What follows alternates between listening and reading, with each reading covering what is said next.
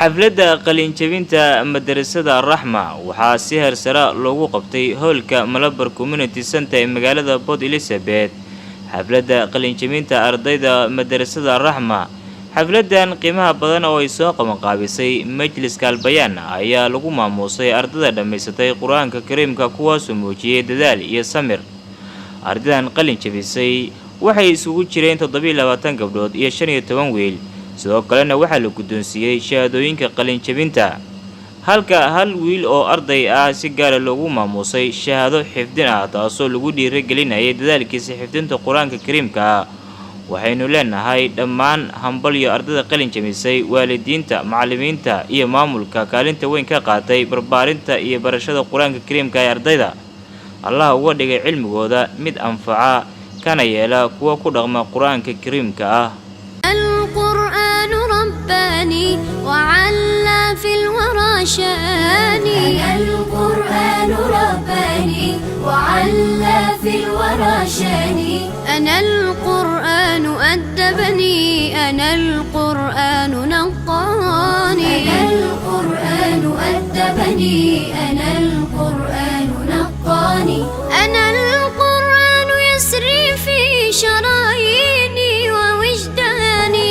أنا نبت بحفاظ جليل القدر والشان.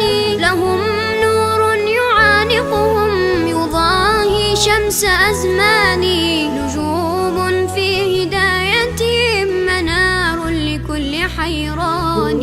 لطاف في تعاملهم كمثل الورد صنواني. تعالت في الدنا أيدي لهم زرع بأوطاني. لهم غرس بفردوس رعاه المنعم الحاني. رعاه المنعم الحاني. أيا حفاظ يا جيلا تسامت فيه أوزاني. ستشرق شمسنا يوما سيخرج فجرنا العاني. ونمضي نسعد الدنيا ويعلو ذكر قرآني. ويعلو ذكر قرآني.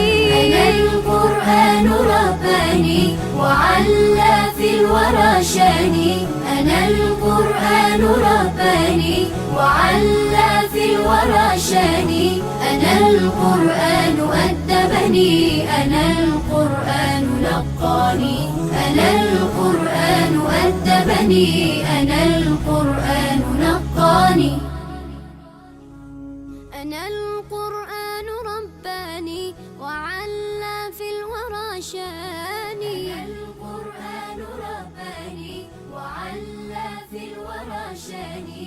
أنا القرآن أدبني أنا القرآن نقاني. أنا القرآن أدبني